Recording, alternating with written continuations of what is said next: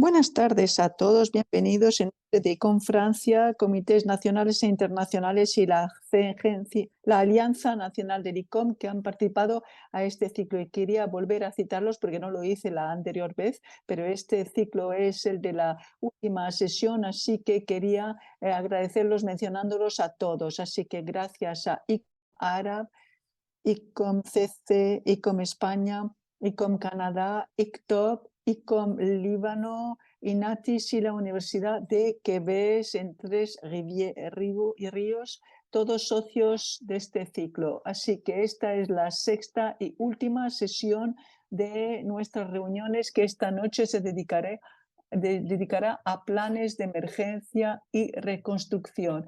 Y quiero dar las gracias a los intervinientes de esta tarde porque es enteramente femenino. Quisiera dar las gracias a Kate Seymour aquí presente, así como Sandrine Beaujard-Vallée, que comoderará esta velada y que ha participado ampliamente a la preparación de este ciclo, y Hélène Lassalle, que he visto que acaba de llegar a esta sala, y quiero agradecerles a todas, señoras, por habernos permitido de asistir a estas sesiones. Recuerdo que estas sesiones en 3 idiomas, francés, inglés o español. Gracias a los intérpretes por ayudarnos en estos trabajos, gracias por este ciclo, gracias al equipo de ICOM Francia, Claude Maurice, Alexia Maquinet y Rafael Coscas, que dirigen esta velada como lo hicieron para todo el ciclo. Muchas gracias a ellas. Y enseguida le cedo la palabra a Sandrine Beaujard-Vallée, que va a presentar esta sesión. Buena velada a todos. Sandrine, creo que no tienes encendido el botón. Ay, perdón. Error de principiante. Buenas noches. Es un honor moderar con Kate Seymour esta sesión, que es la última, como lo acabas de decir, Emily, sobre el tema de los museos frente a sus responsabilidades medioambientales y sociales. Esta sesión se dedica hoy a la reconstrucción después de una crisis.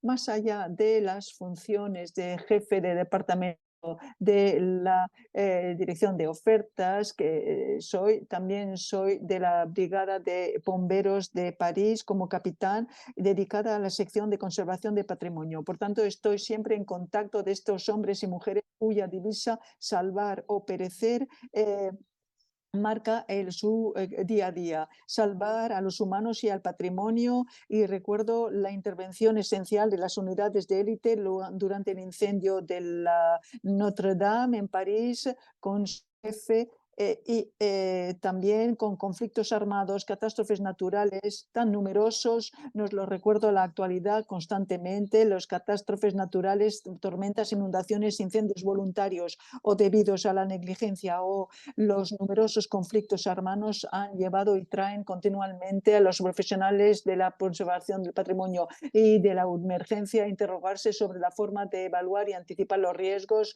colocar cadenas operativas. Quisiera citar aquí unidades militares o no, profesionales de la emergencia, fundaciones y asociaciones que cada día obran para estar listos en caso de amenaza al patrimonio. Francia es una de las naciones más implicadas en la salvaguardia del patrimonio mundial desde hace más de 100 años. Efectivamente, durante el primer conflicto mundial se desplegaron unidades militares en el norte y el este de Francia para proteger el patrimonio puesto en peligro por el conflicto. Este trabajo de cooptación entre el Ministerio de Bellas Artes y el Ministerio de la Guerra se sigue para proteger los bienes culturales cuando entramos en el segundo conflicto mundial. El ejército francés hoy en día tiene entre las tropas conservadores militares formados para actuar en el terreno operativo en caso de conflicto armado. También son los militares de la Brigada de Bomberos de París, así como los bomberos civiles de los servicios departamentales de incendios y socorros, que intervienen en caso de catástrofe, sean naturales o no, en el territorio nacional, así como fuera. Pienso en el trabajo entre estos profesionales de la emergencia especializados en emergencias y aquellos de la conservación del patrimonio que se nutren mutuamente de sus competencias para reflexionar, crear, anticipar e implementar una salvaguardia del patrimonio de los siniestros cuando éste está amenazado. También pienso en asociaciones de las que he sido por su trabajo consecuente, el escudo azul francés y internacional para preservar la cultura en el patrimonio público y privado y favorecer la integración del patrimonio en el campo del riesgo y socorros. También fundación de la Alianza Internacional por la Protección del Patrimonio en las Zonas de Conflicto, que desde marzo de 2017 obra a iniciativa de Francia y los Emiratos Árabes Unidos. Esta organización de derecho suizo tiene como vocación actuar a favor del patrimonio cultural en las zonas en conflicto gracias a su programa de subvenciones. Es una organización multilateral que financia a operadores capaces de intervenir sobre el terreno de forma rápida para proteger las colecciones de patrimonio construido, manuscritos, archivos, así como el patrimonio inmaterial. Las intervenciones se dan en varios países: Irak, Malí, Siria, Yemen, Afganistán, Libán, por citar algunos de ellos. Los protocolos de acuerdo se firmaron entre ALIF y la UNESCO, IPRO, MICOM, ICOMOS, ILP, Expertise Francia, entre otros. Esto es lo que quería decir como preámbulo antes de presentar a Kate Seymour, que no solo interviene, sino que comoderará conmigo esta sesión. Kate es responsable de educación en el Stiftung Restaurant Atelier Limburg, en Maastricht, la universidad. Es historiadora de arte y ha obtenido una maestría en conservación de pintura de caballete en la Universidad de Northumbria en Newcastle en 1999. Su puesto consiste en supervisar los trabajos prácticos y de investigación del SRL de las personas en práctica en diferentes programas de conservación y también da conferencias a nivel internacional en variedades de temas académicos y prácticos.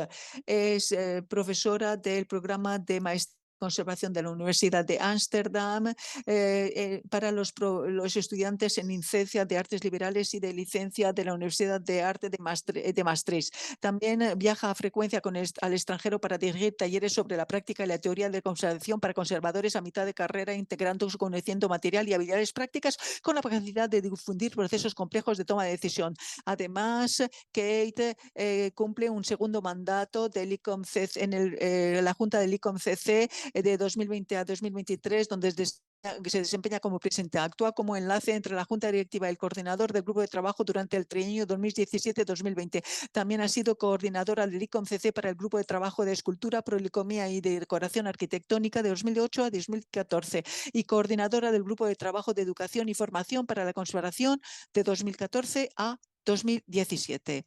Le cedo la palabra, por tanto. Kate, tienes la palabra.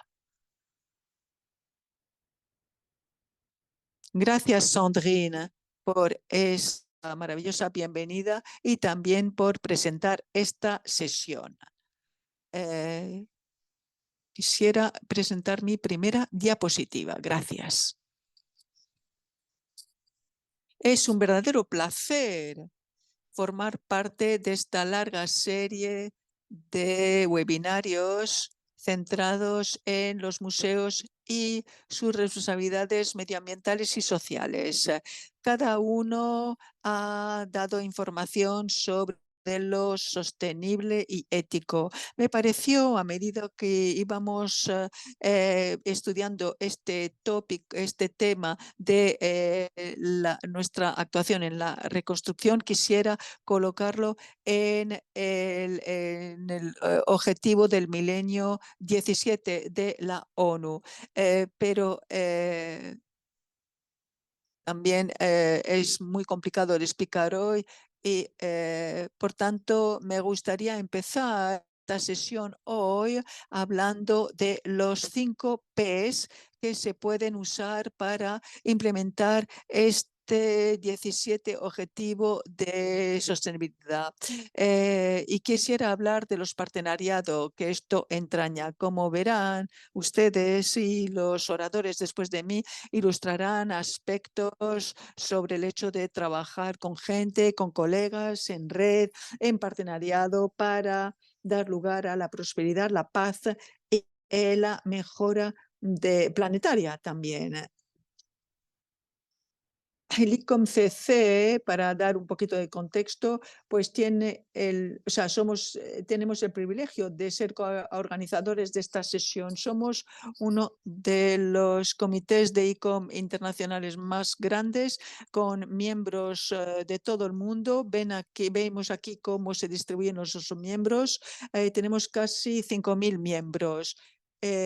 Ahí donde queremos ser más presentes, es África, como se ve, Oriente Medio. Así que me alegra el hecho de que algunos oradores de hoy trabajan en estas regiones, porque es importante subrayar su trabajo y el trabajo que puede llevar a cabo ICOM-CC con ellos en estas áreas del mundo. El ICOM-CC es dirigido un gran grupo de personas dedicadas. Tenemos una junta de 9 personas, como vemos aquí, y un grupo de 21 coordinadores y grupos de trabajo. Los grupos de trabajo cubren una gran variedad de temas que tienen que ver con los materiales textiles, madera, laca, estructura policrómica, papel, gráficos, fotografía. Bien, no los voy a nombrar todos, pero todos compartimos la historia y esto es uno de los vínculos con lo que vemos hoy. La prevención y la conservación es un tema en sí y tenemos que siempre pensar en proteger las colecciones en caso de emergencia. Los miembros que hablarán hoy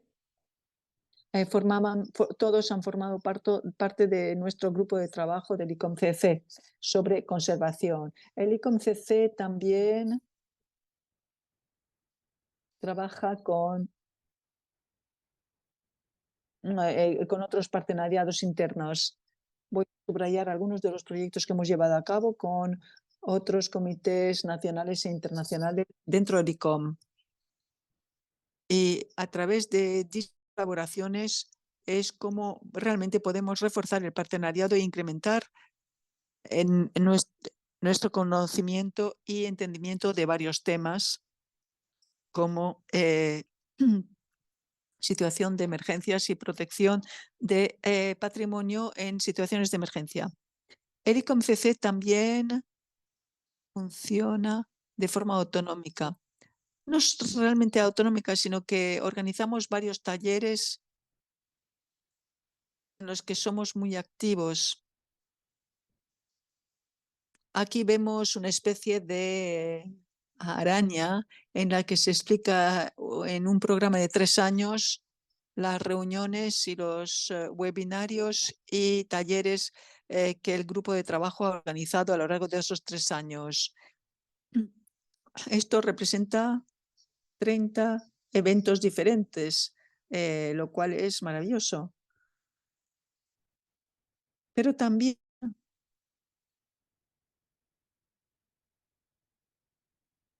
gracias a la financiación trabajamos en proyectos de solidaridad.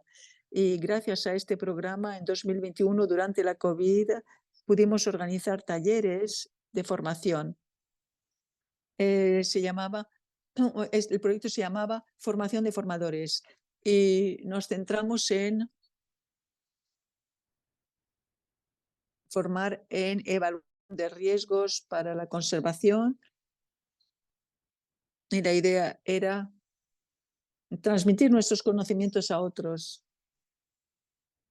para crear colegios colaborativos. Un programa constaba de 3 días cortos pero intensos sobre mediación, y luego invitamos a 17 expertos que vemos aquí abajo a que hablaran de diferentes temas. ¿Y por qué hablo de esto aquí?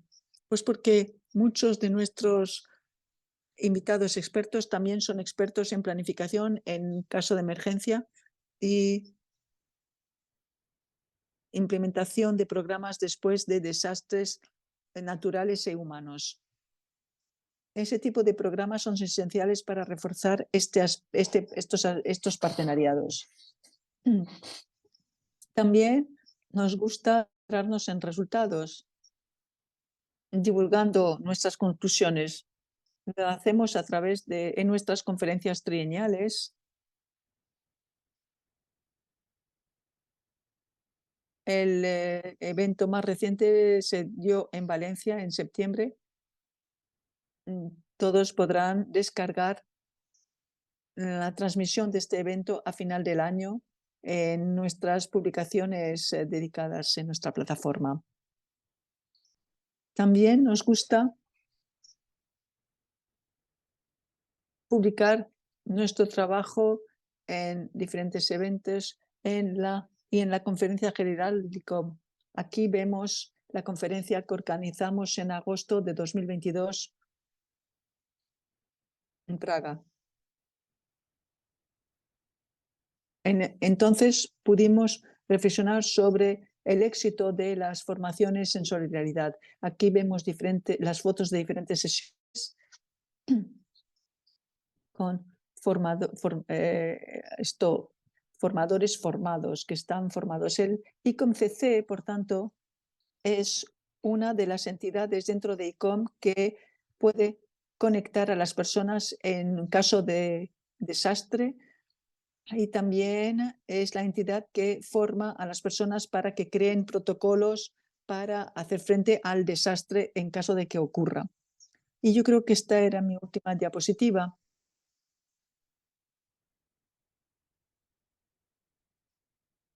Sí, esto es.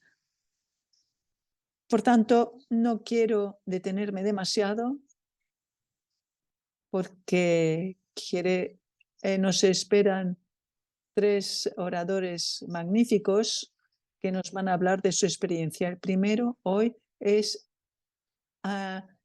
Amaya Afeshe, director general de los museos de Líbano. Anne-Marie Afeshe, durante los últimos 30 años ha estado involucrada en el campo de los museos desde la gestión del patrimonio cultural y más concretamente los objetos arqueológicos.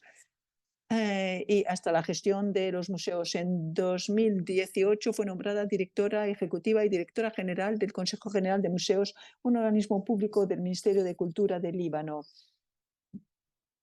No voy a leer toda su biografía aquí porque quiero darle más tiempo para que hable.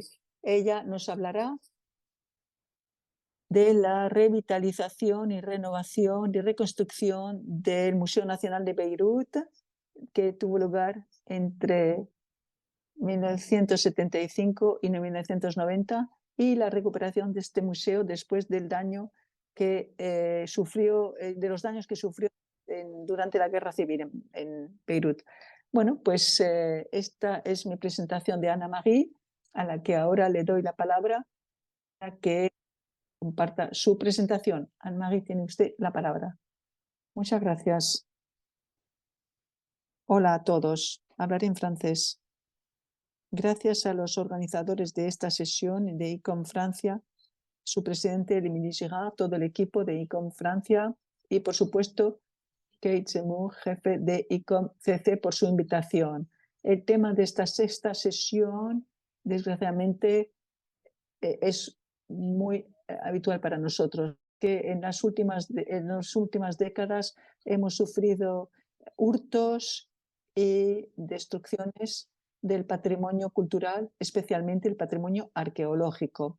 Sin embargo, yo propongo presentaros un caso de estudio de los años que tuvo lugar en los años 90 y se refiere al Museo Nacional de Beirut y el plan de emergencia que se aplicó durante la guerra civil que sacudió Líbano entre 1975 y el principio de los años 90. En un primer momento, propongo mostrarles las medidas adoptadas para salvar la colección, las acciones y la iniciativa cuya peculiaridad es que nunca se registró previamente como plan de emergencia.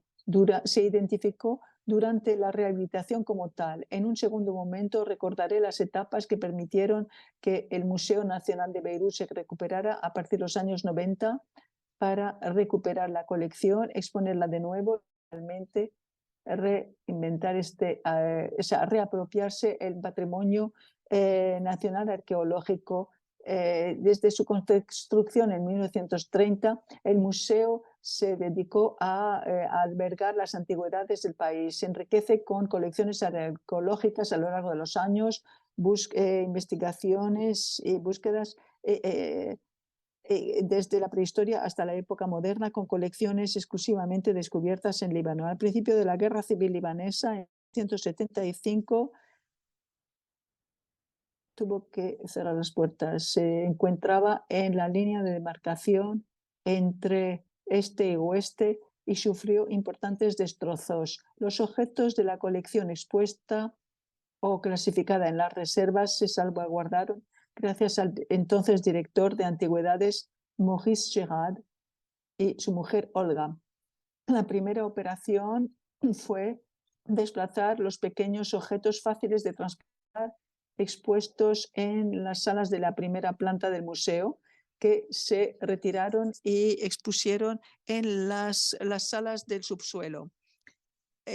Y se selló todas las entradas y se mantuvo en secreto el lugar de almacenamiento de estas obras. Y, por tanto, surgieron todo tipo de rumores sobre el lugar donde se habían dejado a salvaguardia los objetos. En realidad, los precios de valor se habían colocado en unas cajas de madera específicamente fabricadas para esto y en el subsuelo. Debido a su posición estratégica, el Museo Nacional era habitado por combatientes. Por tanto, era urgente proteger los objetos de grandes dimensiones también que no se podían desplazar, como sarcófagos de varias toneladas, las grandes estatuas, mosaicos en el suelo, etc. También hay que tener en mente el hecho de que en las circunstancias de conflicto armado los equipos siempre están presentes. Tampoco están disponibles los medios y, por tanto, los planes de emergencia no siempre se pueden aplicar. Podemos pensar en el envase, la manutención, el transporte que falta y con la voluntad de preservar y proteger a cualquier coste estas obras, a Maurice Séguin se le ocurrió construir cajas de cemento alrededor de cada una de las grandes piezas de la colección lapidaria. También los mosaicos en el fueron cubiertos de arena, nylon y finalmente hormigón con los medios disponibles, las personas presentes y dentro de las circunstancias que existían. Ocultar las reservas por una parte y proteger las grandes obras detrás de muros de hormigón, pues permitió protegerlas y evitó trasladarlas a unas reservas alejadas que tal vez no lo hubieran protegido. Unos combatientes se habían refugiado en este edificio del museo sin que se pudiera notar ninguna acción de vandalismo. Sin embargo, sí desaparecieron ciertos objetos, mosaicos del siglo V, cuya parte izquierda se agujereó para que un francotirador pudiera tirar sobre las personas que cruzaban la calle de enfrente. El francotirador, por tanto, se había instalado dentro del Museo Nacional, detrás de este mosaico del Buen Pastor. Lo que sí retenemos de este periodo es que alrededor de la preparación del plan de emergencia, Maurice Girard finalmente adoptó los gestos adecuados y dio muestras de sentido común, construyendo bloques de hormigón a pesar de los peligros y la ocupación militar. Por tanto, la colección es indemne. ¿Y cómo lo sabemos? Bueno, pues porque a principios de los años 90, después de la guerra, un pequeño equipo se creó entonces. Y debo decir que tuve el honor y la suerte de formar parte de esta célula cuya tarea era enorme. Empezando, cómo determinar la amplitud de los desgastes que sabíamos de la colección aún invisible, porque o bien estaba oculta bajo bloques de cemento o enterrada en los subsuelos del museo, cuyo acceso aún estaba sellado y además sin inventario a nuestra disposición. Por tanto, se adoptaron varias medidas. Primero, informando. Por tanto, se organizó una exposición a partir de 1993 con el título de Patrimonio de Raíces, salvémoslo, para sensibilizar al público sobre la necesidad de restaurar su museo. Segundo, asegurando el edificio, y esto dio lugar a varias fases de rehabilitación. Cerrar puertas y ventanas para asegurar la seguridad era una prioridad para poder emprender las operaciones siguientes que empezaron en 1996. Y también documentamos estos grandes momentos de trabajo intenso del equipo, y veo entre nosotros a la persona que entonces dirigía el equipo, Sixte Jamiñán, al que saludo. Y fue un trabajo intenso del equipo que no tenía inventario previo, y creó un nuevo sistema de catalogación procediendo por etapas, filmando los momentos claves. Esto dio lugar a un documental llamado Renacimiento, Revival, y desde entonces se presentó en el Museo Nacional a todos los visitantes. El tiempo de la habilitación fue motivado por el deseo de reconstruirnos y de colocar de nuevo el museo a nivel nacional e internacional, y el museo se posiciona entonces como el símbolo de la paz, la reunificación nacional, la reapropiación de su patrimonio histórico y arqueológico. La operación que consistió en romper el hormigón para descubrir la colección lapidaria en la planta baja del museo fue uno de los grandes momentos del redescubrimiento del museo. Era esencial estudiar el lugar, limpiar, restaurar, para abrir los diferentes depósitos del subsuelo, pero ahí encontramos diferentes problemas que tuvimos que resolver caso a caso. Uno de los depósitos, número 6, en ese sentido era el más dramático debido al agua que había emergido de las reservas y que había dado el material, especialmente cerámico. Esto no se debió a la mano del hombre, sino a las malas condiciones medioambientales después de 15 años de cierre.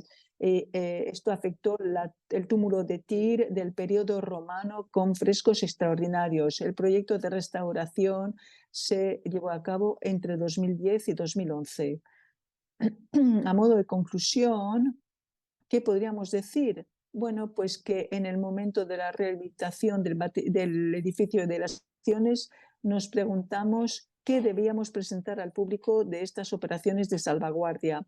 Pues en primer lugar nos pareció necesario no hacer sino mostrar y explicar, y de no callarnos. Claro, deseábamos restaurar, pero también hacía falta salvaguardar la memoria de las destrucciones. Algunos ejemplos de objetos quemados se conservaron tal cual, y otros se colmataron, como el mosaico del Buen Pastor, y de hecho existe una vitrina, la última del recorrido arqueológico, dedicada a objetos destruidos, y por supuesto el documental vídeo que es un testigo de la destrucción y reconstrucción del museo. Y segundo punto, quisiera decir que la rehabilitación fue un largo proceso que siguió diferentes fases según los medios técnicos y financieros, los mecenazgos también. El Museo Nacional está bajo la protección del Ministerio de Cultura, que tiene un muy pequeño presupuesto, por tanto a menudo son asociaciones como la Fundación Nacional de Patrimonio, la British Friends of National Museums, es decir, asociaciones que se unieron para ayudarnos a restaurar las colecciones y el edificio. Por tanto, este largo proceso fue el que dio lugar a una primera apertura en 97, después de una apertura algo más importante de 2 plantas en el 99, después y puntualmente salas como esta que vemos se inauguró en 2011, luego la galería digital rebautizada Sala Maurice Gerard en 2003. Y por último, la apertura definitiva de las salas del subsuelo en 2017, es decir, 41 años después del cierre. Paralelamente al trabajo científico y técnico de reconstrucción, la sensibilización del público a la importancia del patrimonio y a la necesidad de protegerlo ha sido constante. Además, la guerra favoreció la proliferación de fugas clandestinas y muchos objetos del patrimonio estaban ya en el mercado ilícito de antigüedades. Uno de los ejemplos más recientes de restitución es una cabeza de toro de mármol descubierta en Shun. Es una escultura del siglo IV antes de Jesucristo que había sido robada de los depósitos de uno de los lugares más alejados de Beirut y se encontró, bueno, 35 años antes, no se encontró 35 años después, entonces se organizó un proceso de restitución que en 2017 culminó en la repatriación de esa pieza. Y terminaría diciendo que esta iniciativa de protección de las colecciones del Museo Nacional de Beirut, seguida de esfuerzos de reconstrucción, se hizo siempre respetando su perpetuidad en la sociedad. Muchísimas gracias. Sí, estas son algunas fotos. Este es nuestro Museo Nacional. Este es el museo durante el periodo de la Guerra Civil. Ven que la fachada está destruida. El interior del museo, la planta baja. Se ve ahí apenas el primer piso, pero se ven estos bloques de cemento que parecen una exposición surrealista, con todos estos objetos que, en definitiva, habían quedado ocultos bajo bloques de betón. Había grafitis en todas partes, había mensajes que las personas se dejaban, pero las colecciones estaban a salvo porque se habían estado escondidas dentro de esos bloques. Siguiente. Aquí las vitrinas del primer piso en 1995. Siguiente. Los bloques de cemento, de hormigón. Este es el depósito 6 del que les hablaba, una foto de 1996. Todo lo que eran estantes, mesas de madera, etcétera, todo eso había desaparecido y toda la colección, esencialmente de objetos de cerámica, estaba sumergida en 50 centímetros de agua. O sea que fue un larguísimo proceso para sacar todo eso. El inventario se hacía in situ para que ningún objeto saliese sin un número de inventario. Y como les decía, el inventario, el catálogo se empezó a partir del número 1, puesto que el antiguo inventario no se pudo encontrar o se habían encontrado algunos papeles quemados o sumergidos. Este es el mosaico del Buen Pastor con la instalación del francotirador. Ven el agujero que hicieron ahí en la parte inferior izquierda del mosaico del siglo V. Y bueno, ahí estaba tranquilo el francotirador, encerrado en el museo, protegido. Desgraciadamente el museo fue testigo y esta obra en especial fue testigo de combates violentos. Siguiente. Esta es la operación de restauración. Decidimos con la responsable del laboratorio de conservación de aquel entonces, Isabel Scar, decía, decidimos conservar este agujero en lugar de avanzar en la restauración, o sea, rellenarlo, pero dejarlo como testimonio de la historia del museo, de la historia del mosaico y en definitiva de la historia del Líbano.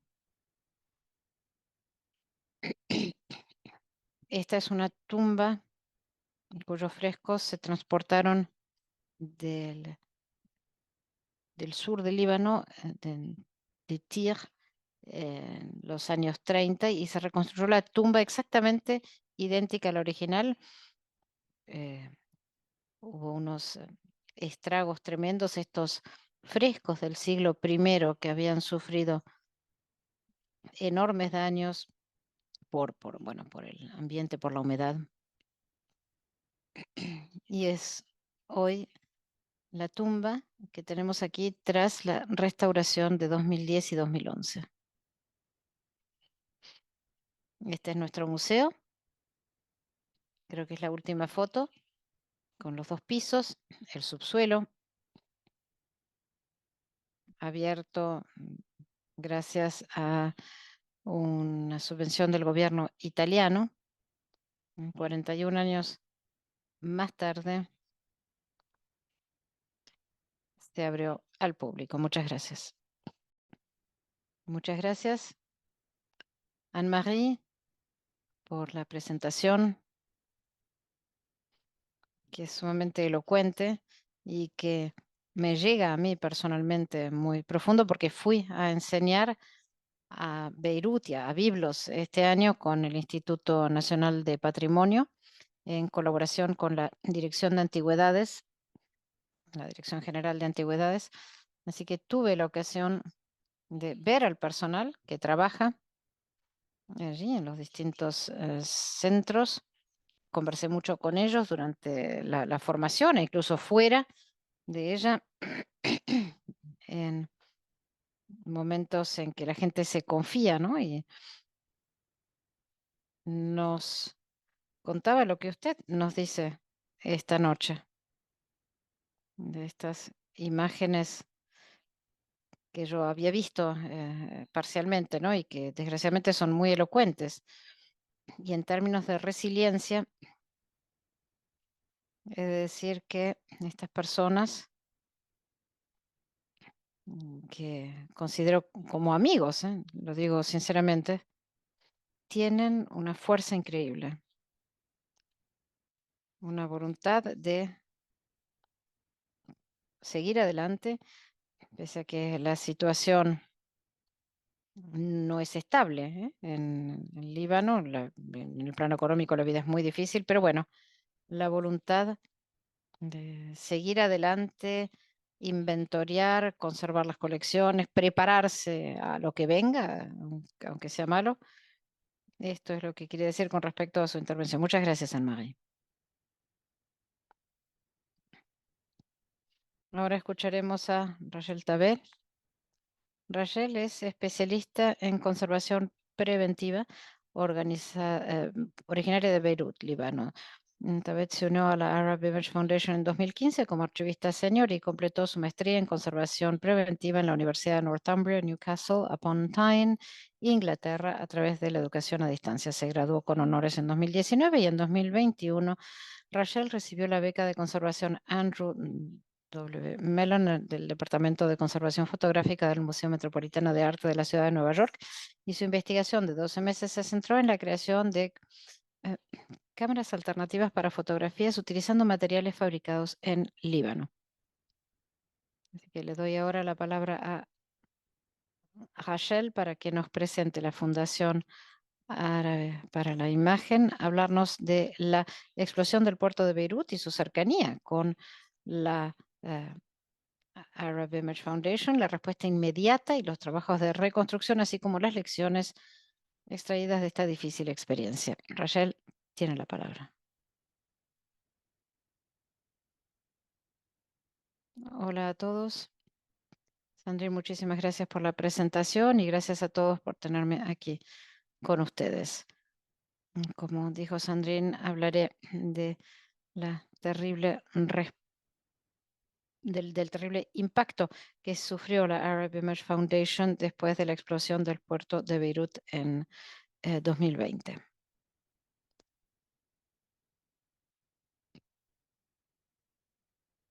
Bien, antes de empezar, quería primero presentar la Arab Image Foundation, creada en 1997 como organización sin ánimo de lucro en Beirut, como respuesta directa a la falta de esfuerzos para conservar el legado fotográfico, el patrimonio fotográfico de la región. En los últimos 26 años, la AIF estuvo recabando colecciones de la diáspora de la región de em, EMEA. Tiene ahora 500.000 objetos fotográficos en 300 colecciones. Diapositiva siguiente, por favor.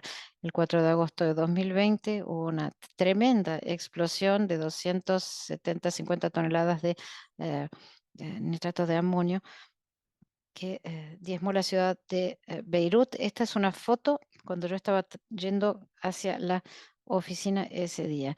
Las oficinas de la AIF estaban a 800 metros del puerto, con lo cual esto nos puso en el área de impacto directo de la explosión. Y si miramos aquí a la derecha en el mapa, bueno, puse ahí una captura de pantalla de Google Maps. Ahí en el círculo vemos el puerto y luego en el otro círculo la AIF. La noche de la explosión, la respuesta inmediata fue garantizar la seguridad del equipo. Solo teníamos a un miembro del personal, que era el coordinador de activos digitales, Ahud Majan, que estaba allí en la oficina. Se resultó dañado, pero gracias al cielo recibió atención médica y se recuperó totalmente. La segunda respuesta consistió en encontrar los discos duros con todas las reproducciones digitales de las colecciones de la AIF, y el jefe de colecciones, Clement Clotat, y nuestro responsable de comunicaciones lograron llegar a las oficinas y recuperar los discos duros y ponerlos en un lugar seguro. Realmente los felicito por su esfuerzo en medio de una catástrofe de este tipo, porque francamente las primeras horas después de la explosión era tremendo todo. Y teníamos un acuerdo verbal con CIRSE. El museo de Circe está bastante cerca de nuestras oficinas, a unos 5 minutos a pie, y Clemens Sanderwatt transportó los discos duros a pie en medio de el pánico que reinaba en las calles. Luego fuimos a las oficinas para tratar de ver la extensión del daño. Y esta foto era el departamento de conservación. Aquí vemos una mesa cubierta con vidrio a la derecha. Ese era mi escritorio en ese entonces. Y lo que vimos es que el principal daño lo sufrieron, bueno, el área de colecciones y también la sala la sala refrigerada. Pero bueno, hubo estragos en todas partes, puertas, ventanas, toda la oficina. Esta era el área refrigerada, la sala refrigerada. El impacto de la explosión hizo que la pared seca de la derecha de la sala colapsara, con lo cual los estantes se cayeron unos sobre otros y luego cayó el techo con todo el equipamiento de aire acondicionado, etcétera, y todo eso colapsó en los anaqueles. Después de la explosión no había electricidad ni agua durante como una semana en el barrio, y debido al daño en toda la ciudad no logramos desplazar la colección a ningún lado. Era muy difícil circular en la zona de la explosión en automóvil, así que todo se quedó donde estaba. Aquí estamos hablando de Beirut en agosto, o sea, más de 35 grados de calor y una humedad relativa de más del 75%. Diapositiva siguiente. Y este es el departamento de digitalización. Este fue el que menos daño sufrió. Aquí les pongo un gráfico para ver dónde estaba esto, dónde está esta sala. El laboratorio de digitalización era el más lejos, por eso es que el daño fue menos significativo. Luego tuvimos una reunión con el equipo, el consejo de administración, y también a Tamaria Zawaya con nosotros, y todos decidimos que el laboratorio de digitalización sería la primera sala a estabilizar y la utilizaríamos como espacio temporal, como transitorio para la colección. Aquí tenemos una foto del laboratorio de digitalización. Retiramos todos los residuos, limpiamos, sellamos las ventanas con plástico y con cinta, scotch era todo lo que teníamos. Y luego recuperamos todas los estantes que pudimos y mesas y tratamos de estabilizar la temperatura. Y luego al día siguiente rescatamos las colecciones y ahí pudimos empezar a trabajar para evaluar el daño y limpiar las cajas. Todo esto se hizo como 10 días después de la explosión. Esto nos llevó bastante tiempo sacar todo, pero pese a lo que vieron en la foto de la sala refrigerada, hubo 3 fotografías dañadas y de hecho eran 3 fotografías con un marco y lo único que se dañó fue el vidrio, o sea, no hubo daño a las fotos en sí. Diapositiva siguiente. Luego empezamos a trabajar para hacer las reparaciones en las oficinas. Esta es la foto del antes y después de la sala refrigerada después eh, de las reparaciones. Diapositiva siguiente, por favor. En esta foto, mi colega de aquel entonces ponía cajas de la colección que todavía se estaba procesando en la pared seca que reparamos. A la izquierda se ve que los estantes estaban dentro de un armario, pero estaba totalmente dañado y solo logramos reparar los estantes. Entonces, para asegurar todas las cajas, tuvimos que usar cuerdas para eh, fijarlas, afianzarlas, porque la situación, bueno, estaba mucho de ser ideal. Entonces pensamos en desplazar todo esto a nuevas instalaciones y priorizar el trabajo con las colecciones lo antes posible. Esta también es la foto antes y después del laboratorio de digitalización. Lograron seguir con la tarea de digitalización en noviembre de 2020. Estábamos, logramos, en esa época estaban reproduciendo todos los álbumes de las colecciones de la IF.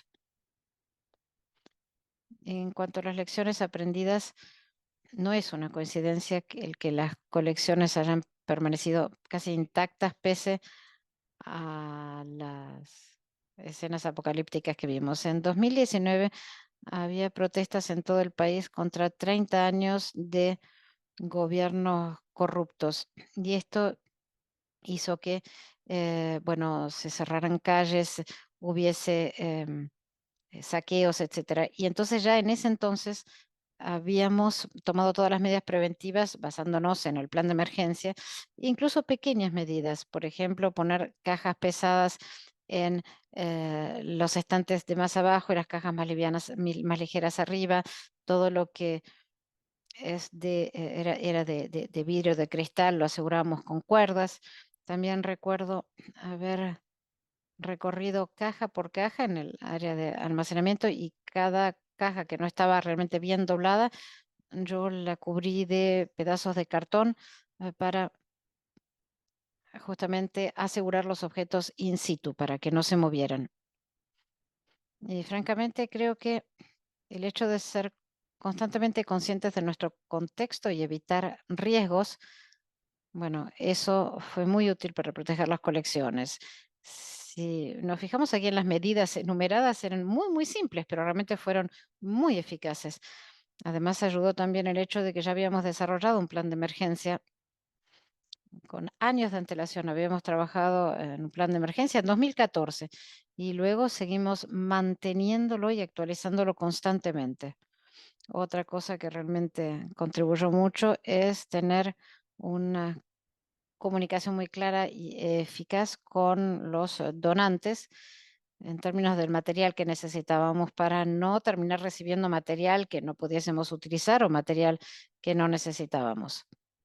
Así que fuimos muy específicos con respecto al material que necesitábamos para limpiar las colecciones y reemplazar el material de archivo que habíamos perdido. Y por último, creo que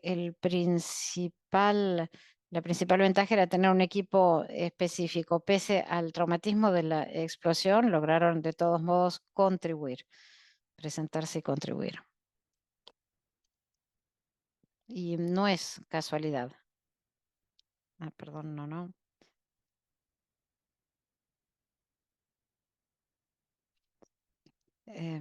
Decía así, agradecer a todos los que se presentaron allí, incluso personal que había trabajado antes, becarios, pasantes, ofrecían tiempo y ayuda eh, para venir a ayudar. Tenemos aquí una pequeña foto, pero porque no tengo una foto de todos, pero bueno, ellos vinieron entre muchos otros aquí a colaborar. Muchas gracias. Muchas gracias, Raquel. Han hecho un excelente trabajo.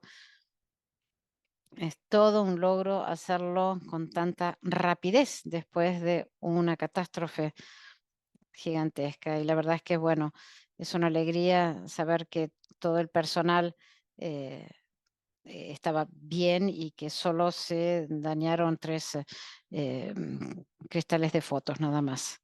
Y gracias por los consejos en esa diapositiva, porque esto es muy importante, tener un plan de planificación de emergencia y que esté periódicamente actualizado, etcétera, es buenísimo. Además, ser flexibles en cuanto al momento cuando se ha de implementar, porque nunca se sabe si se va a poder acceder al lugar, si va a haber agua potable o si van a conseguir vidrio para las ventanas, etcétera. Realmente un caso muy, muy interesante, pese a la catástrofe que fue este suceso para la ciudad, para las colecciones y para la gente de Beirut.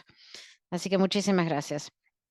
El aspecto que menciona Raquel y también mencionó a Marie tiene que ver con la formación, con estar preparados a lidiar con este tipo de problemas. Y me da mucho gusto ahora presentar a nuestra última oradora, hoy, Aparna Tandon, representante de ICROM. Aparna es oficial de programas de ICROM en Roma. Dirige el diseño estratégico, el desarrollo de asociaciones, la movilización de recursos, así como la implementación del programa de primeros auxilios y resiliencia para el patrimonio cultural en tiempos de crisis, que se conoce como FAR, la iniciativa insignia de desarrollo de capacidades del ICROM, con una red de exalumnos que abarca más de 100 países. Bueno, podría hablar los próximos 10 minutos de Aparna y su maravillosa carrera y su impacto en el terreno, pero prefiero darle a ella la palabra para que ella haga uso de la misma y nos hable de un enfoque holístico, global y a largo plazo de lo que es la respuesta ante catástrofes. Muchas gracias, Kate. Gracias por invitarme aquí. Gracias a todos los comités ICOM por participar en esta iniciativa tan importante. Y me encantó lo que dijo Raquel y lo que dijeron las otras oradoras. Fue un maravilloso inicio de conferencia. Querría compartir mi pantalla, a ver si es posible, porque, bueno, tengo una presentación y no sé si funcionará. Bien, ¿ven la pantalla? Bien, muy bien. Bien, quiero empezar de lleno con otro aspecto de lo que los colegas acaban de hablar, es decir, los planes de emergencia. Pero, ¿qué pasa si las emergencias son cada vez más grandes, más intensas y más impredecibles? ¿Qué podemos hacer? Es eso de lo que quiero hablar en esta presentación, de las principales fallas que tenemos en nuestros conocimientos hoy y algunos de los retos que enfrentamos colectivamente nosotros, el personal de museo, conservadores que trabajamos en el terreno de la protección de las colecciones. Como vemos aquí en pantalla, querría empezar con la principal crisis de nuestra época, que es el cambio climático. Y uno de los peores impactos ya se siente en este julio. Debido al calentamiento climático, estamos transicionando a un hervidero con incendios devastadores en la región de Hawái, inundaciones en Italia, Eslovenia, India y Libia. una tendencia muy alarmante es cuando se conjugan dos grandes amenazas o motores de peligros. Es decir, factores como fuertes vientos, áreas de baja presión que pueden pueden hacer que el impacto de un evento, de un suceso extremo sea más dañino aún, como hemos visto en el caso de Hawái, combinado con los fuertes vientos del huracán Dora, las altas temperaturas y muy baja humedad, el riesgo de incendio es mucho mayor. Algunos se llaman climate hotspots, puntos calientes climáticos, que hacen que los riesgos y el peligro de catástrofes sean más frecuentes, eh, y se pueden producir mucho más a menudo. La pregunta clave que tenemos hoy ante nosotros es cómo evaluar si el museo, librería o archivo está localizado en un punto caliente climático, que existen en todo el mundo. Hemos visto algunos movimientos en Libia, Italia, Eslovenia. ¿Y cómo saberlo? Y también la otra pregunta es cuál es la exposición de la colección, qué parte de la colección está más expuesta y cuál es la probabilidad de que haya un evento combinado, un suceso combinado como el de Hawái en la propia región. Otro factor multiplicador son los conflictos. Según el Banco Mundial, más de la mitad de las personas que sufren el impacto de catástrofes naturales viven en áreas de conflictos. Kosovo, Bosnia y Herzegovina, y los Balcanes son ejemplos directos de esto. ICOM se formó en programas de resiliencia con capacidad para salvaguardar las obras de conflictos, desastres y cambio climático para hacer poblaciones resilientes.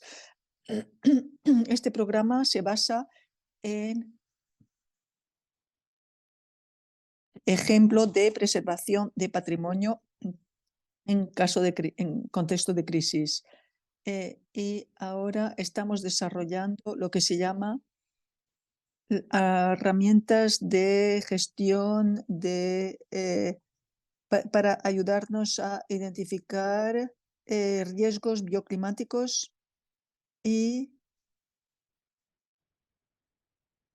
solicitantes de salud para que evalúen el impacto sobre las colecciones. Se utiliza la ciencia de una forma, digamos, muy entendible, porque nosotros no somos científicos del clima, no podremos convertirnos en científicos del clima de la noche a la mañana, pero tenemos que entender de dónde vienen los datos y lo que hay que analizar para poder incluir este aspecto en nuestro plan de gestión de riesgo. También esta herramienta nos permite ver formas prácticas que permiten adaptarnos al cambio climático. Y también subraya las informaciones que los museos, los archivos y las librerías ya tienen ya las bibliotecas ya tienen para hacer frente al cambio climático, para prevenir o reducir los impactos del cambio climático. Uno de los aspectos de este trabajo tipo de evaluación de riesgos es hacer un compendio de escenarios para ver no ahora ni el futuro, sino en los 30, 50 años, entre 40, 50 años, cómo será nuestro lugar de trabajo, cómo serán nuestros países, Francia. Y aquí incluimos los departamentos de bomberos, de emergencia. Y así tenemos los diferentes niveles, ciudad, región, etcétera, para poder gestionar, o sea, hacer frente a los riesgos extremos. Fue muy interesante escuchar la presentación de la Fundación Árabe. Imagínense un caso en el que uno no pueda salir de casa o sea, uno para cuidar de la colección o si el acceso a la colección se para del todo. ¿Qué hacemos entonces? ¿Quién acudirá a poner en seguridad el patrimonio en ese tipo de casos? Y esto son este tipo de riesgos extremos para los que tenemos que estar preparados y para los que tenemos que preparar nuestras capacidades. Y insisto, no podemos, dentro de nuestro sector, no podemos entender la forma en la que un evento climático extremo podrá intervenir sobre nuestras colecciones si no nos lo explican especialistas. También es importante hacer una modelización de riesgo con simulaciones en 3D para entender cuál sería el impacto sobre la colección. Lo hemos intentado hacer sistemáticamente con la Protección Civil, organizando formaciones conjuntas para intentar entender su idioma y invitando también a meteorólogos y expertos. Un gran ejemplo ha sido la integración con las recomendaciones de la ONU para salvaguarda de las personas y del patrimonio. La oficina de la ONU para la salvaguardia de patrimonio se ha hecho un partenariado con otros socios para eso.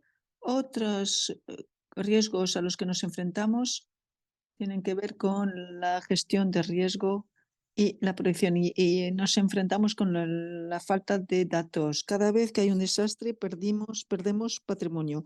En cada evento, cada acontecimiento, perdemos patrimonio. Y no tenemos suficientes datos para calcular las pérdidas. Y esto nos impide entender los riesgos que existen para el patrimonio, nos impide proteger el patrimonio de daños posibles y ofrecer una respuesta ad hoc. Por ejemplo, en la explosión de Beirut se dañaron muchos bienes. ¿Hasta qué punto los hemos podido recuperar? ¿Cuáles son las partes que funcionan del todo?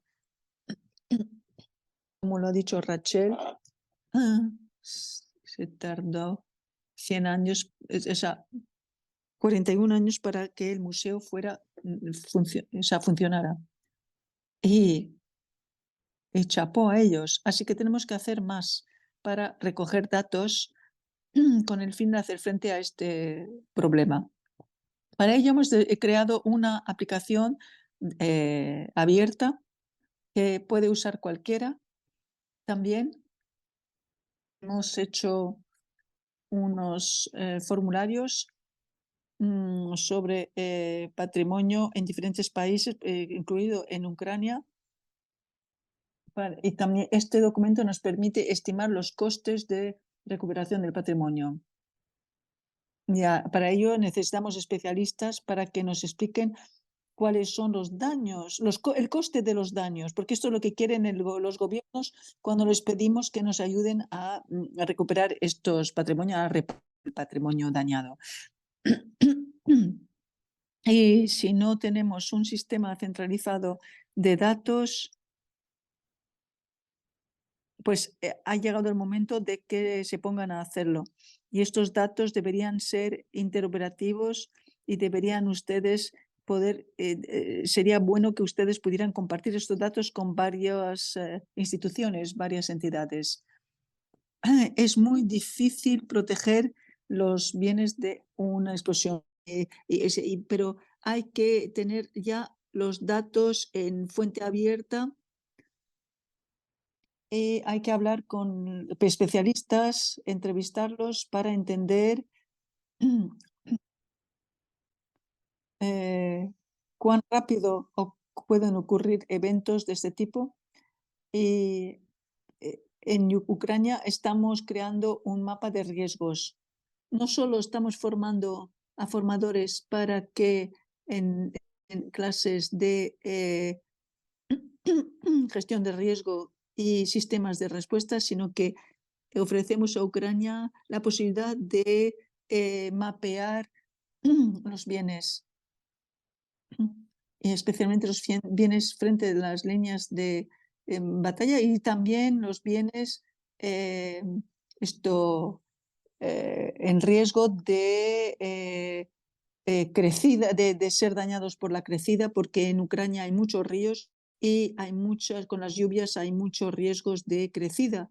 Y por tanto, no solo se puede dañar los bienes culturales con bombas, sino también con el agua, con las inundaciones. Ahora, debemos entender que la forma de trabajadores y de financiación puede causar más daños en un museo o en una biblioteca. Tenemos una herramienta de participación, vulnerabilidad y evaluación de capacidad para los patrimonios culturales. Y se trata de que la gente se junte para que entienda qué se ha de hacer para proteger el patrimonio en caso de desastre y cuáles son sus fuerzas y sus debilidades. Otra herramienta similar también trata de intervenir y de digamos, en tiempo oportuno en zonas de conflicto, porque cuando empezamos a trabajar para salvaguardar los patrimonios en caso de conflicto, hay que intentar no hacer que crezca la tensión social.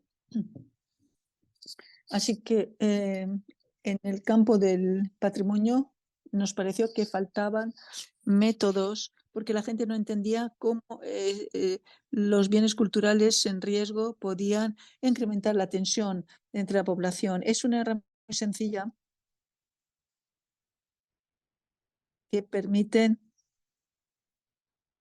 que el que trabaje con bienes culturales en un sitio pueda evaluar los riesgos que corre este patrimonio y también las medidas preventivas que puede aplicar a través de sus intervenciones.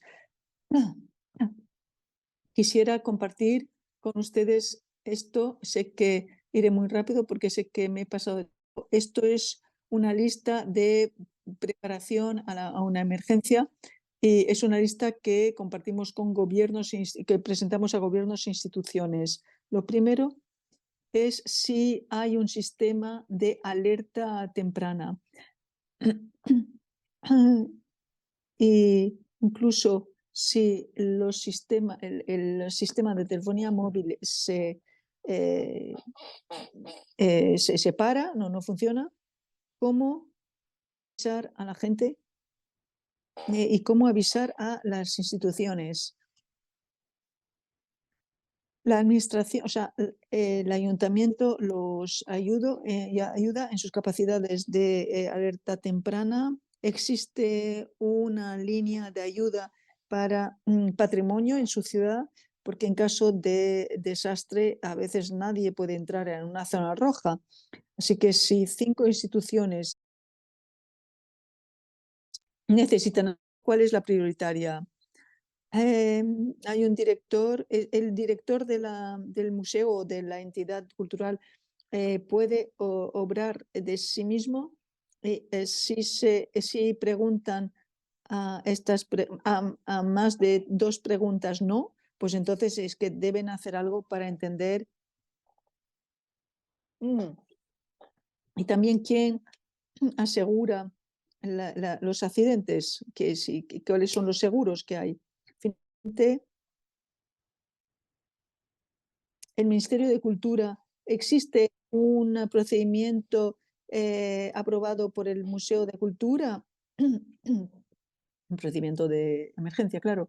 Hay que usar los planos de los edificios. Cuando vamos a los museos vemos, por ejemplo, que en caso de emergencia una entrada se ha bloqueado, así que es importante colocar el plano del edificio con los aparatos antiincendio bien a la vista, y también las salidas de emergencia hay que indicar dónde están los diferentes objetos también.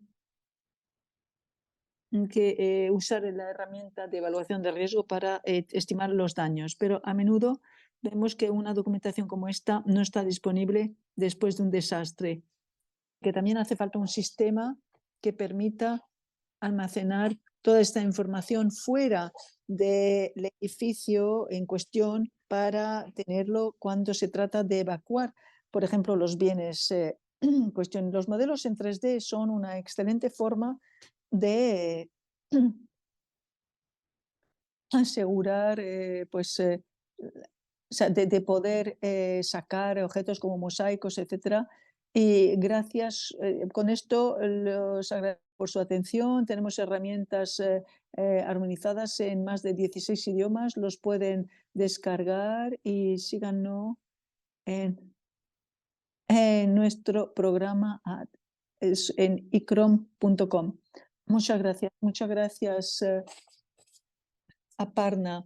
Me parece que las últimas diapositivas son cruciales porque nos dan una indicación muy clara con enlaces y acciones que podemos lanzar para para prepararnos a cualquier desastre. Y si quieren más información, por favor, visiten el sitio web de ICOM que han mencionado nuestros oradores, porque allí encontrar muchos recursos. Creo que ahora hay tiempo, nos quedan 15 minutos antes de que acabe esta sesión para contestar a preguntas del público. Veo que hay una pregunta de uno de los participantes que quieren un enlace a la aplicación de la sobre los formularios para evaluar los riesgos. No sé si esta diapositiva está disponible en Google Play o en Mac, en los iPhone, en el App Store del iPhone. No sé dónde está disponible esa aplicación, si en la App Store o en Google Play o dónde, pero si la pueden poner en el chat, sí, cómo no, pero escríbanme a mí directamente, porque obviamente esto implica compartir datos, así que les daremos la aplicación, pero ahora no está disponible en Google Play, pero pueden hacer su propio despliegue en la aplicación. Así que también lo pondré esto en el chat. Muchísimas gracias. Y ahora sí, damos la palabra para preguntas. Emily también ayudará a moderar la sesión de preguntas. Si tienen alguna, la pueden escribir en el chat, pero también pueden levantar la mano virtual y les daremos la palabra para que hagan las preguntas directamente.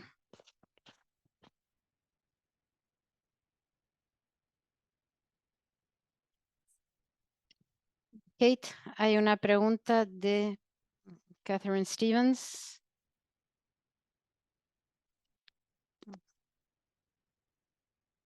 No sé si alguien había tenido contacto con los colegas palestinos. Si nos habíamos puesto en contacto con ellos para invitarlos a la reunión de hoy, pero no, la respuesta es que no. Todavía no hemos establecido contacto con los colegas palestinos que desgraciadamente están ocupados con otros problemas, pero sería muy interesante tomar contacto con ellos para conocer un poco su experiencia, su testimonio sobre lo que está sucediendo ahora. No sé, Kate, si ustedes conversaron con algunos de ellos. Sí, nosotros nos acercamos desde el comité a miembros de Palestina y toda la zona de conflicto. Es demasiado temprano todavía. Obviamente nos comunicamos diciéndoles que aquí estábamos si nos necesitaban, pero como el conflicto está en curso, bueno, por el momento la situación es muy insegura y las personas que conozco se quedan en casa. No van al museo, por supuesto, o no, no mucho, digamos. Están esperando a que el conflicto se apacigüe para poder entrar y hacer algo. Y ahí es cuando seremos más útiles, creo yo. Desgraciadamente, la situación es dramática. Espero que se solucione rápidamente para que el daño sea lo menor posible. Pero bueno, iremos manteniéndolos a todos informados a medida que avance la situación. Claude ya puso tu email en el chat, así que no te preocupes, ya lo he incluido. Y también están las diapositivas. ¿Hay alguna otra pregunta para nuestras tres oradoras? Aquí tenemos una mano levantada de Lucilia, que por favor, Chedilia. Sí, yo querría preguntar si en la estrategia de prevención de situaciones catastróficas como guerras, inundaciones u otras, no se puede de antemano establecer el inventario que luego ayude a la reconstitución de objetos, como hemos visto en algunas situaciones, ¿no? Para justamente después que nos sirva para reconstituir objetos, estatuas, mosaicos, etcétera, que hayan sido destruidos en los ataques. O sea, en definitiva, un inventario exhaustivo quizás sea de ayuda para ulteriormente rescatar y reconstituir las colecciones destruidas o dañadas. Otro punto es que en todas estas situaciones de emergencia, de catástrofe,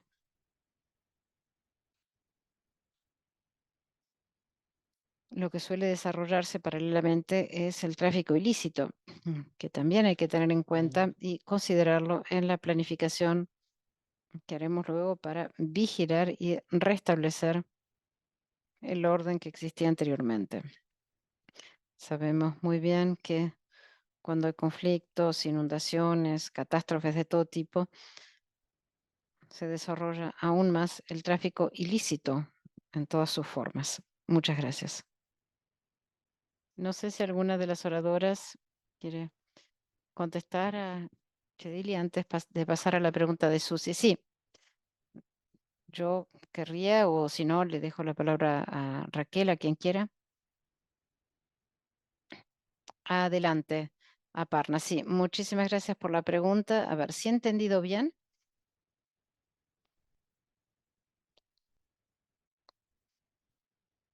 Es posible prevenir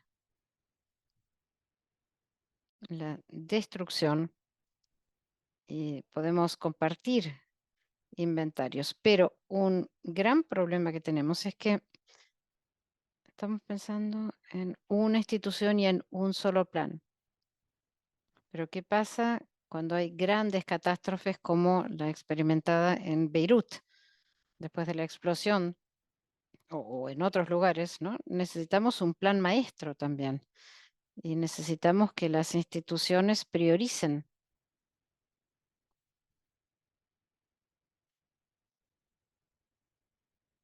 las acciones en caso de catástrofe que hay que iniciar, a qué se le dará el máximo grado de seguridad y trabajar a partir de ese plan. Por ejemplo, yo estuve en un museo en Ucrania, museo que no voy a nombrar.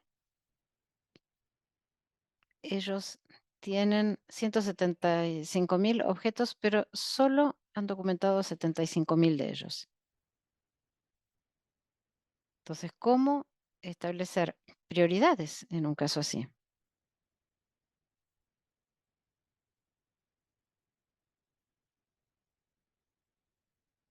Por ejemplo, en el caso de las inundaciones suceden en las ciudades y vienen en la mayoría de las ciudades europeas, por ejemplo, que están construidas sobre ríos, vienen de los ríos, ¿no?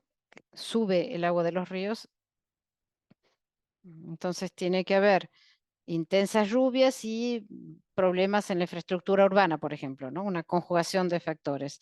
Uno tiene que entender de dónde vienen los problemas y luego puede uno proteger los mosaicos en función de dónde está situado el mosaico en el edificio. Por eso es que es tan importante entender de dónde vendrá la inundación en el edificio o de dónde vendrá el incendio, qué parte se verá más afectada directamente y así es como se pueden proteger las colecciones. Espero haber sido clara en mi respuesta. Muchas gracias, Aparna. Sí, efectivamente, clarísimo. Tenemos otra mano levantada. Anne-Marie. Sí, yo quería contestar a Chedilia. Sí, voy a contestar en francés, si me permiten. Tiene toda la razón del mundo. El inventario, y no nos cansamos de decirlo, es la base. Es el primer paso y el último paso. Todo tiene que hacerse constantemente. Los inventarios son la base de seguridad de nuestros museos. Son una etapa fundamental. Y no solo en nuestros museos, los inventarios tienen también a un nivel mucho más amplio, para los monumentos, los edificios, los lugares de patrimonio, pero muchas veces los inventarios no están completos en los museos y en otros lados, pero es cierto que es una prioridad, sí, sí.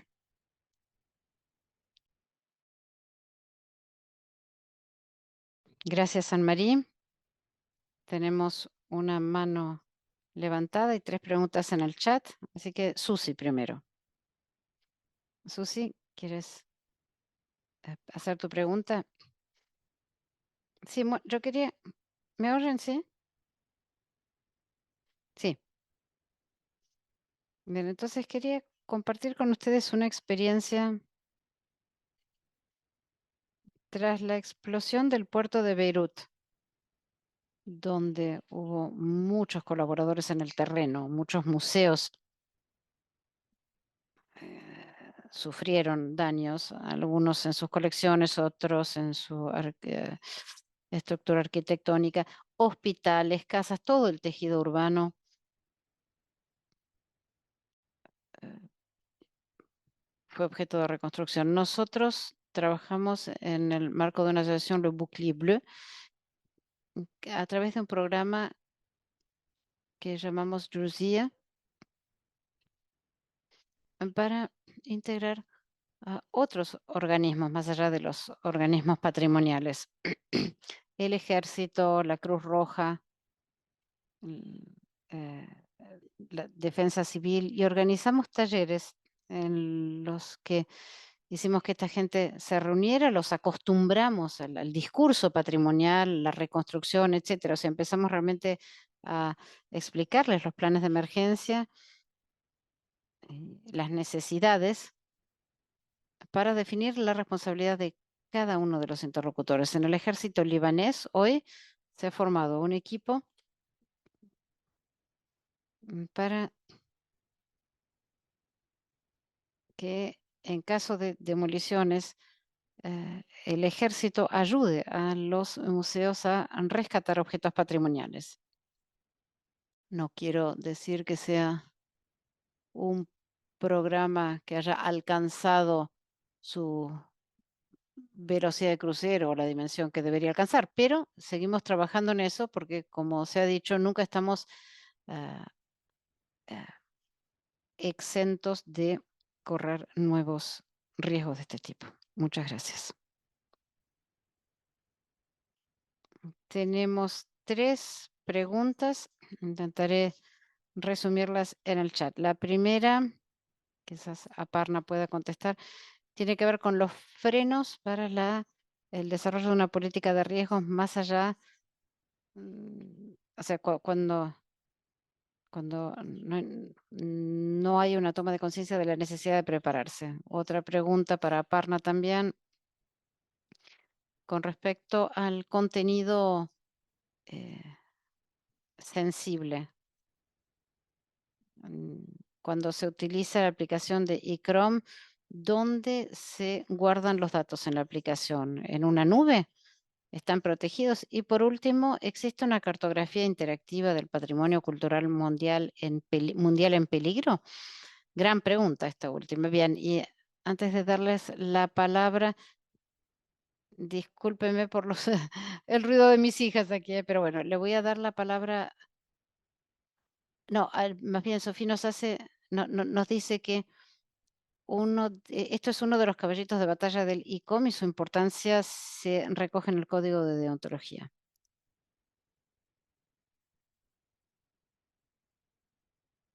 Sí, gracias por estas excelentes observaciones de las colegas. Estoy disfrutando muchísimo de esta charla. En cuanto a la aplicación y Chrome, como dije, es de código abierto, así que pueden desplegarla y conectarla a su propio servidor. Nosotros no vamos a ver sus datos, simplemente ahora tenemos datos sensibles de otros países que nos los han dado. Por ejemplo, trabajamos con datos de Ucrania, pero en definitiva los datos serán propiedad del gobierno. Por eso es que Chrome decidió plantear esta idea porque somos intergubernamentales y tenemos que asegurarnos de que los Estados miembros son independientes y que hacen su trabajo. Es un servicio que ofrecemos. O sea, nosotros los ayudamos a hacer sus formularios, formarlos a lo que es la aplicación y luego los despliegan ustedes, poniéndolos en sus propios servidores. Eso es todo.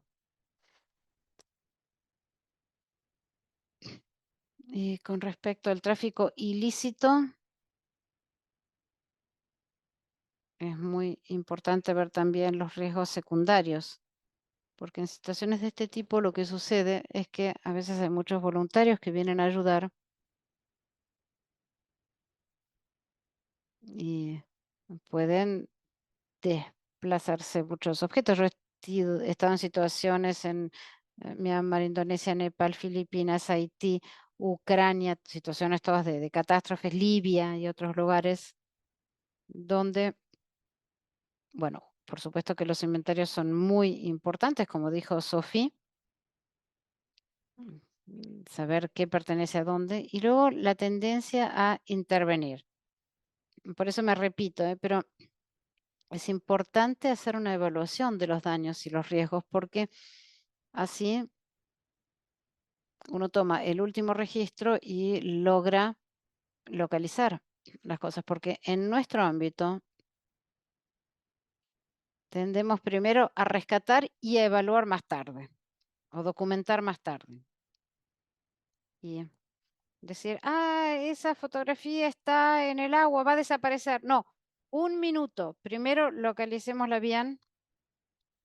Además, la documentación tiene que ser útil porque muy a menudo producimos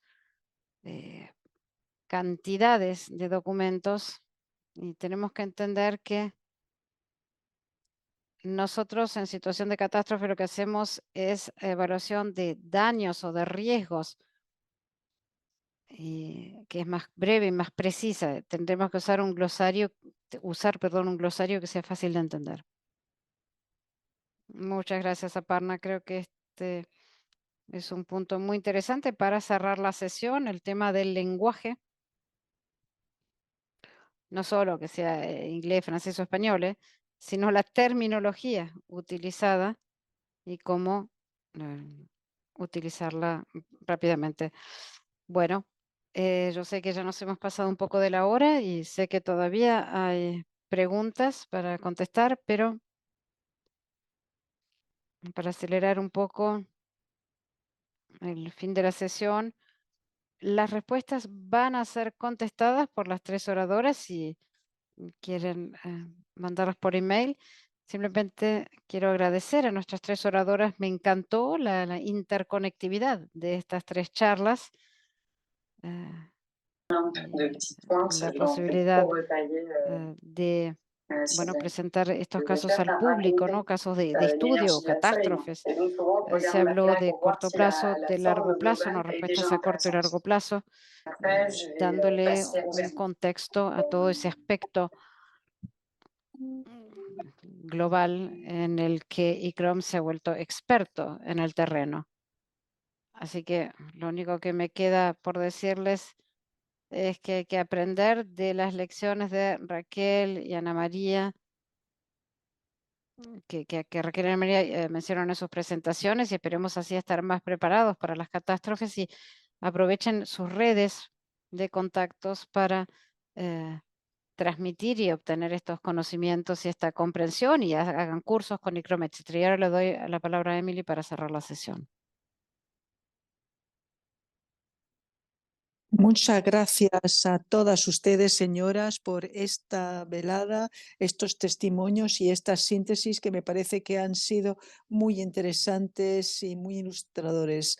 Yo quisiera terminar esta sesión recordando el título de nuestro ciclo de este año 2023, los museos frente a sus responsabilidades medioambientales y sociales hacia un modelo ético y sostenible.